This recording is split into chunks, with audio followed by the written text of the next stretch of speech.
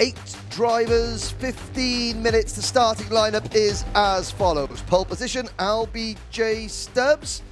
Although actually, hang on a sec, that's on your screen there is not correct. It's going to be Ronnie Kempson and Harry Chapman on the front row, Rex Pooley and Henry Algar on row number 2, Toby Biggs and Mason Hibbert row 3, Eli Scher and LBJ Stubbs starting on the 4th and final row of the grid. A reminder, first round at Glenagorse, Harry Chapman, Rex Pooley and Mason Hibbert were your top 3 finishers. The only time in the modern era that the Bambinos have raced at Larkhall was back in 2021. On that day, Austin Newstead prevailed.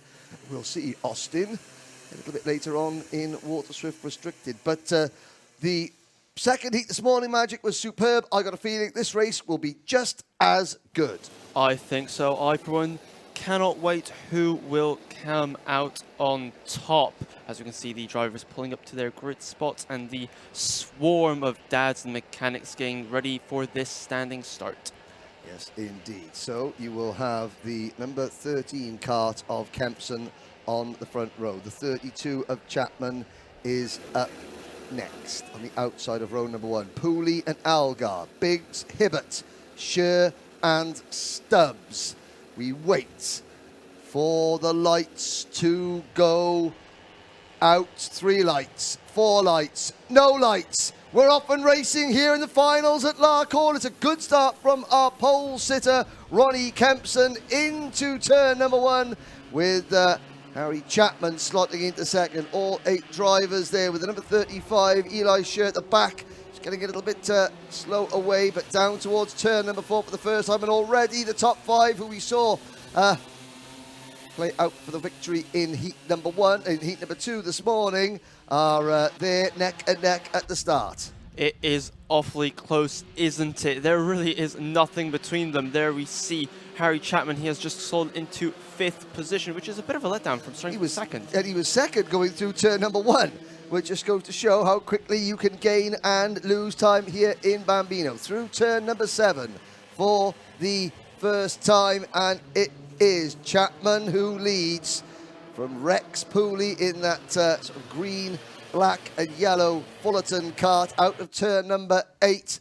All 8 drivers in a line now through the flip-flop section at turn number 9 and down towards turn 10. Ronnie Kempson holding on to the advantage. Now the question is, will we see the same sort of working together that we saw in the first race, or will it be every man for themselves right from the word go? Well, this is a longer race, as you know, 15 minutes, so it'd be difficult to see, you know, heavy moves at this stage. But this pack, this 5, even 6 cars, let's be honest, it's so incredibly close. Oh, plenty of pushing and shoving side by for side. second place there. Henry Algar getting it to the inside, and Pooley gets shuffled back to 3rd. Will he get freight trained back to 4th or even 5th by Hibbert and Chapman? Yes, he will. He just scuttles back onto the racing line before Toby Biggs can push him down to 6th position. Behind them, Eli Scher has passed LBJ Stubbs, but they need to keep on working together because, again, with the battling going on at front, if they can just carry on in line, not get side by side, the 7th and 8th carts can still play a factor in this race. Yep, for sure. So we've got the front 2. We've got Ronnie Kempson and Henry Algar, and look at, I still can't believe how close it really is. Look, you can see 1, 2, 3, 4, 5. Their helmets inseparable. The only thing you can tell is the different colors. But we'll see how this plays out. The fastest lap of the race so far has been Mason Hibbert, but that is really no indication of winning, is it? Obviously, the just a small love tap there on Ronnie Kempson there, Henny out. Sign of affection. Yes, it's ever so close. Look at that. There is nothing, and there is not 1 millimeter between those 4 carts. Yes, up the back straight. There they go. They fan out wide. So again, the wider you enter turn number 6, the quicker that you get off the corner, and more of a push you could give your rival coming down the straight towards turn number 7. It is Kempson from Algar, Hibbert, then Chapman and Pooley at the back of the line. They're starting to drop Toby Biggs, so it's again the same 5 protagonists that played out the first heat today. Well, it was actually heat 2, but the first race we saw the Bambinos in today up at the front again for this one. Last time around, Mason Hibbert did a 1 minute 10.13 second lap. They crossed the line. It's a 109.79 for Rex Pooley at the back of this this group. So Pooley is getting 4 separate slipstreams, and again, all the air is being broken by the karts in front of him, and he's just sucked into that vacuum, and it gives him that little bit extra oomph. Yes, as you quite rightly say. Well, the problem for these 4 karts is they've got nowhere to go. Well, apart from obviously leader Ronnie Kempson. Look at that, just completely on using... It's white line fever already. It is, and we still have over 10 minutes to go. Yes, exactly. But I mean, it's to say that, you know, but Kempson knows it. Why is he defending so early in the race like this? Well, Ronnie Kempson knows going up the back straight, at least, if you move offline, you're going to lose 4 places. He's not going to lose just 1, he's going to lose 4 places. So going up the back straight, at least, that's the only option that he has got, is to hug the inside line. Now they come through turns 9, the flip-flop section down the hill into that right-hand hairpin at turn number 10. Across the start-finish line. Now again, it's flat out. Left, left, and left again. Downhill. That's a blind first corner magic. You can't see around the exit of it. That little kink at turn number 3, and then the first time you apply the brakes is here going into turn number 4. That 90 degree left, 180 degree, right, more than 180 degrees, because you then just file out and head uphill. Camera doesn't really show the gradient here, but you're going uphill into turn number 6. It's such a wide, inviting entry, hasn't it?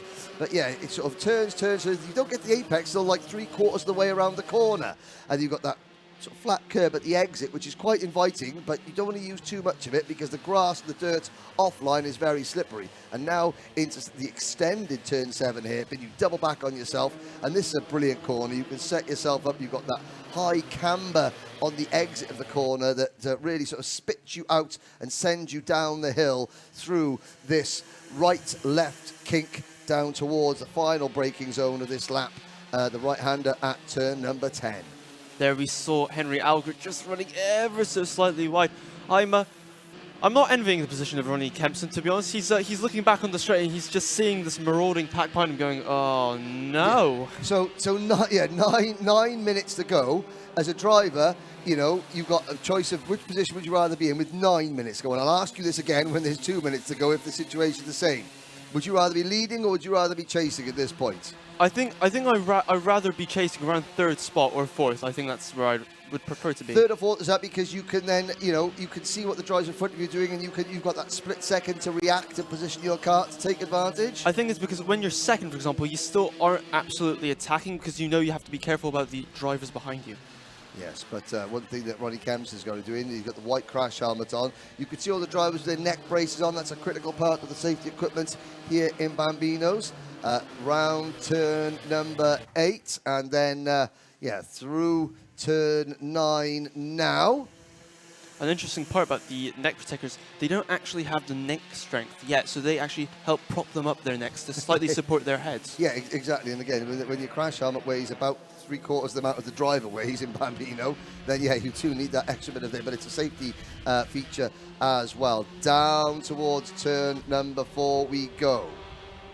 As we can see there, all line as turn nobody. Slightly different lines, as we can see, but then again, they have to take different lines because they can't all take the same line, can't break at the same point, yes, because they're all clustered together. That's why you see it coming out. You'll see a brilliant shot of this now. You'll see Kempson will be on the inside, and each one they'll fan out like a peacock's tail. They'll fan out, so the widest driver, there they go, you know, into there. So Chapman in 4th place, he's going to get a really good run. He can get on the bumper of Hibbert, who can almost get on the bumper of Algar, but not quite this time. And Pooley waiting for his time to strike. Now, what is that I can see? That is the rear bumper on the number 77 kart of Mason Hibbert, which the left-hand side of it, the bolts have worked loose, and it's now dragging on the floor. Is that going to be curtains for Mason Hibbert?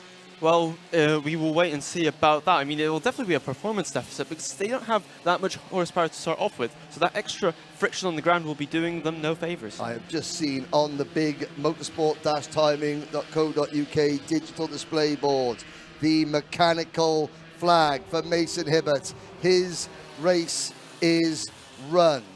Unfortunately, that is an absolute tragedy for Mason.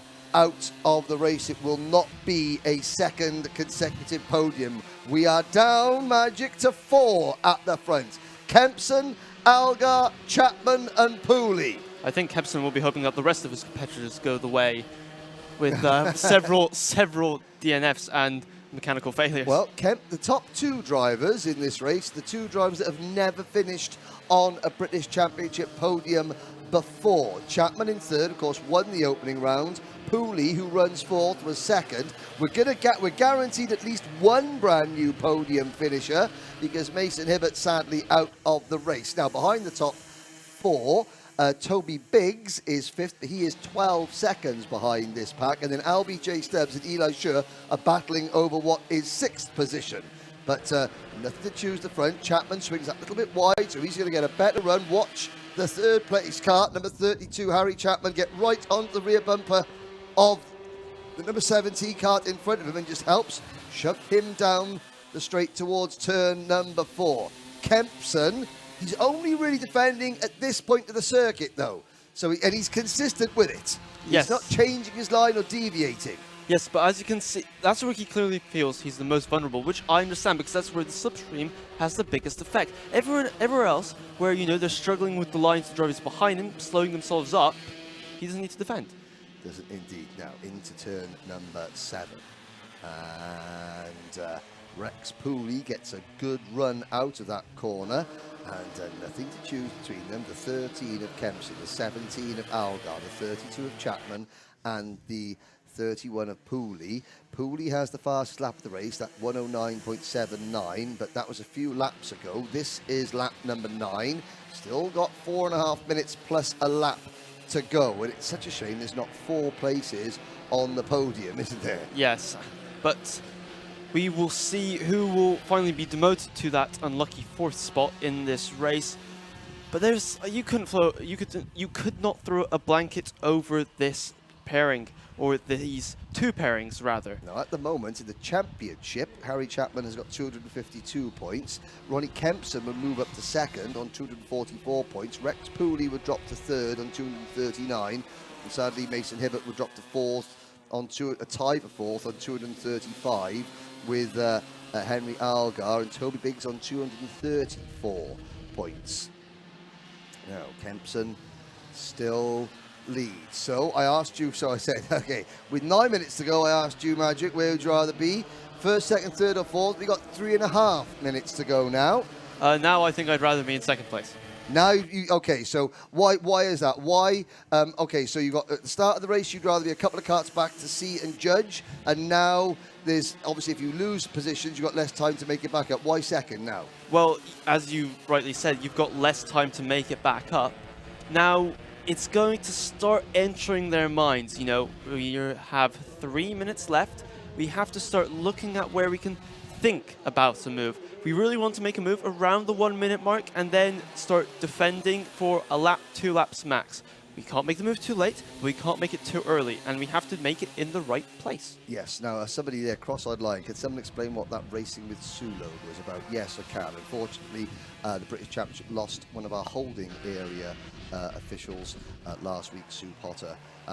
There's Mason Hibbert. He's been into the pits and he's come back out. But yes, the Racing with Sue, a lot of the karts were racing in memory of Sue Potter, one of the officials here at the British Championship, who sadly very unexpectedly passed away last week. Her husband Ken is one of our race directors on circuit, and his son Andy, mechanics for Fusion Motorsport. So that is the Racing with Sue logo.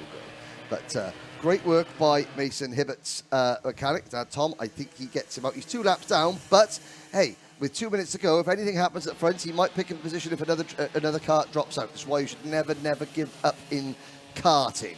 Exactly. I'm watching Rex Pooley. He's got the fastest lap of the race. He keeps trying these overtakes, coming into turn 7 and turn 8. He keeps trying to cut back, and it's just not working for him.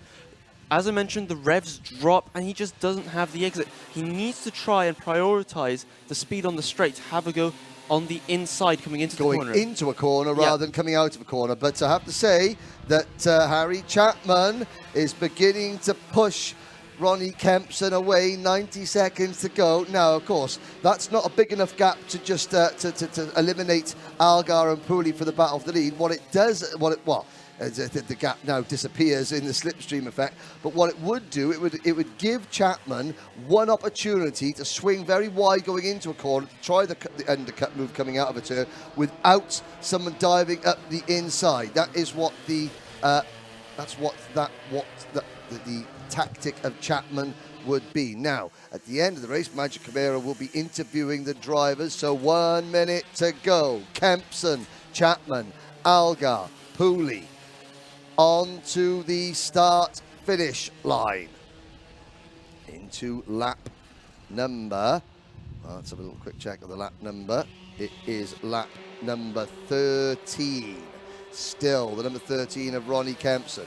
Harry Chapman, who would retain the championship lead if things remained as they are. Rex Pooley over the curb coming out of turn number 4 there, and you could see the amount of momentum that has cost him. Has that cost Rex Pooley a chance at challenging for the victory?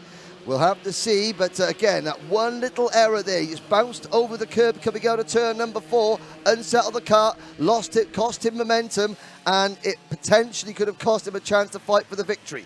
Out of turn number 7, the clock strikes 0. Now, next time around, they'll get the last lap board. Kempson has led this one almost from the word go and has withstood the pressure. There were 5 in the lead group. There are now 4, although the 4th of those, Pooley, is not a factor at the moment. So this is going to be Kempson, Chapman and Algar for the win going on to the final lap. Can Pooley claw himself back into contention through turns 1 and 2? Now, flat out through turn 3, downhill. Chapman can't look to the inside. He's going to try and squeeze underneath Kempson coming out of this next corner. But Kempson will hug that white line for all he's worth, going up the back straight into turn number 6. Can Chapman swing out very wide coming into this next corner? Don't think he's going to be able to because Algar is too close. It's Algar now who's going to have the best run into turn number 7. Kempson's going to have to defend. He's left the door half open. Here comes Harry Chapman. Chapman takes the lead. Kempson with the crossover, wheel to wheel. Chapman's going to have the inside line in turn 8 if he can stay there, but he can't. Kempson squeezes him. They're 3 wide. Oh, Chapman up and over the rear bumper. Kempson runs wide. Who comes out in front? It's Henry Algar. Algar and Pooley. We thought Pooley was out of it, but he comes into the final corner looking for the inside. Algar runs a bit wide. It's a drag race to the line, and it's Algar by the width of a nose cone. New winner, Henry Algar, by 0.02 of a second over Rex Pooley, with Ronnie Kempson in 3rd and Harry Chapman rounding out the top 4 as they went into turn 8 for the final time. Chapman went to the inside. Kempson was defending and Chapman just ran over the rear bumper of Kempson's kart. It spat Chapman wide, it slowed Kempson's momentum, and that allowed Henry Algar, who was running 3rd at the time, to just duck up the inside. And do you know something? Henry Algar led for 3 corners all weekend, but they were the last 3 corners of the final, and he takes the race win. Half a second covers the top 3 in Bambinos. Now, before we went to lunch break, we said, who do we think was going to have the closest final result?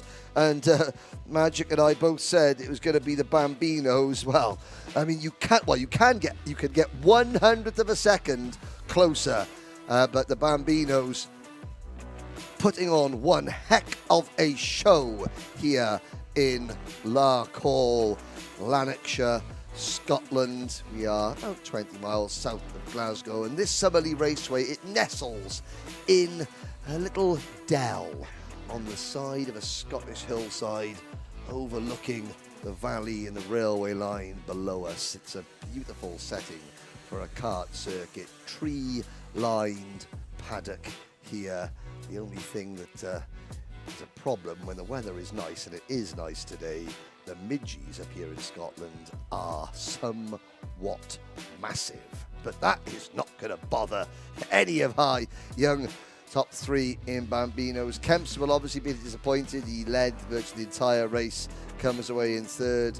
Rex Pooley, one mistake, thought he was out of it, and he ends up finishing second. But Henry Algar, you've got to be in the right place at the right time. As Magic Camara explained, Magic will be speaking to our top three in Bambinos very, very shortly. But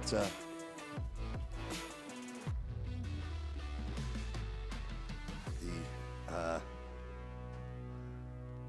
flags, you could see the wind has died down, the temperature has picked up. There are some clouds overhead, but the track will be as warm and as grippy as it has been at any point of the weekend, because yesterday it was decidedly mixed and very cool indeed. But people that aren't, well, they are cool as a cucumber.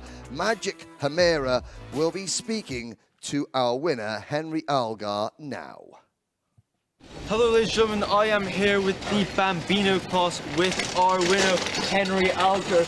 That all happened at the end there, didn't it? Yeah. They all crashed and then I just did a cutback and wrecked.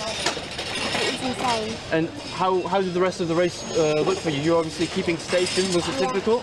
I was pushing wrecks all along. And who would you like to thank? My dad, mum, my brother, and especially my engine builder for making me the best engine. Absolutely great. Well done on winning today, Henry Algar. Come on, fist bump. Yeah, great job. Right, now on to our second place driver, Rex Pooley. How'd that go? It really all started to kick off there towards the end. Yes, it was very exciting, didn't know what to do, and they just crashed and came together, and I'm like, there's a gap there so I don't have to crash into them and do what they've done, and then just came away as the second. Was that all part of your strategy? Were you kind of looking out for that, or was that really all the pace you had? All the ways I had, I didn't know what to do because everyone was kind of breaking away. And then I was like, oh no, what shall I do? And then I was like, please take over, so they gain a little bit more slower, so then I can catch up. But no, instead they actually got to gap.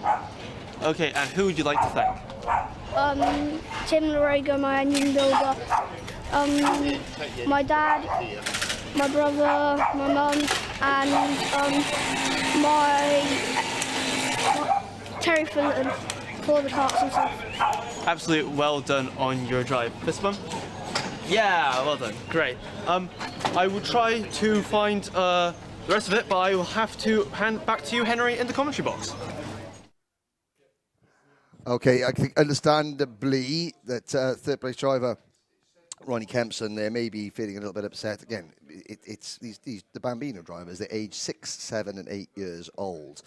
We put them under a tremendous spotlight. They put on a heck of a show for you, but we do respect that at the end of the day they are just 6, 7, or 8 years old. And yeah, Ronnie Kempson sees his maiden victory in the British Championship disappear just 2 corners from home after leading the entire final. And yeah, it would be a bit unfair and insensitive to shove a microphone under his nose. Just, yeah, when he gets to Water Swift, though, then he has got a choice. But in Bambinos, we'll give you a little bit of leeway for certain. Well, 1 race down, 5 to go, ladies and gentlemen. Once again, thank you for all your comments on the live stream. It's Water Swift restricted up next. We're expecting a rather large influx of supporters from Mexico on the live chat very soon. So, again, this is no disrespect to any of the other drivers who have all got lots of family, friends and supporters watching, but the Mexican contingent on the live stream is by far and away the largest from any 4 corners of the world other than the British Isles, and and they are all here to watch the number 36 Oliver Rowland Motorsport kart of Matteo Garcia. Now, Matteo's from a racing family, but speaking of family, we have got our own family of sponsors who would like to share a few moments with you right now.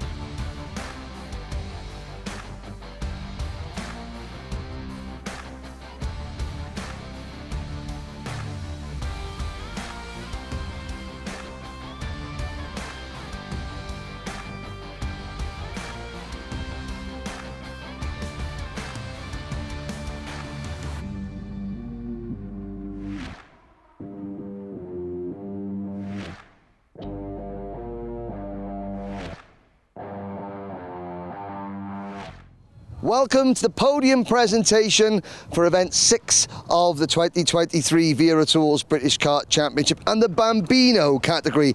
A fantastic final, won eventually by just 2/100ths of a second. Now, we've got 8 competitors, we've got medals and trophies for all 8 drivers. So, finishing in 8th position was Mason Hibbert. Well done, Mason. If you just come and stand to the side here, Claudia will give you your trophy. Again, had his bumper fall off, quick work from his mechanic, who might have done a little bit of karting at one point as well, and got back out there to finish. In 7th position, the track record holder here at Larkhall was Eli Scher. In 6th position was LBJ Stubbs. 5th place was Toby Biggs. Finishing in 4th place, just missing out on the podium, was Ronnie Kempson. But now on to the top 3, medals and trophies for the top 3. In 3rd position, the round 1 winner and still the championship leader, Harry Chapman. Harry gets his medal out the top step now. He's got his helmet, he's got his Wera Tools cap, which we need to put on. Oh, we didn't need coaching, they've been very good stuff there. There we go. Gets his official photograph from kartpics.net's Chris Walker. 2nd position now, 2/100ths of a second separating them. It's his 2nd podium of the year for Rex Pooley.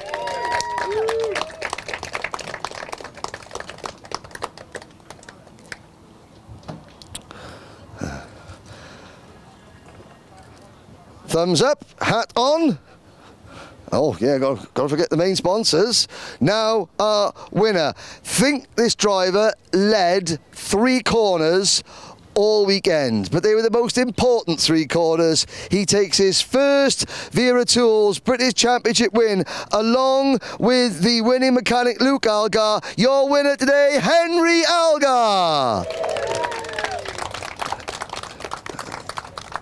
And Luke gets to stand on the mechanic's plinth. He gets the medal for all his hard work. There we go. And good camera awareness, Henry. Now we'll have photo. Okay, top 3 trophies in the air. Excellent. Well done. And finally, we have one more for social media. So look at Lucy.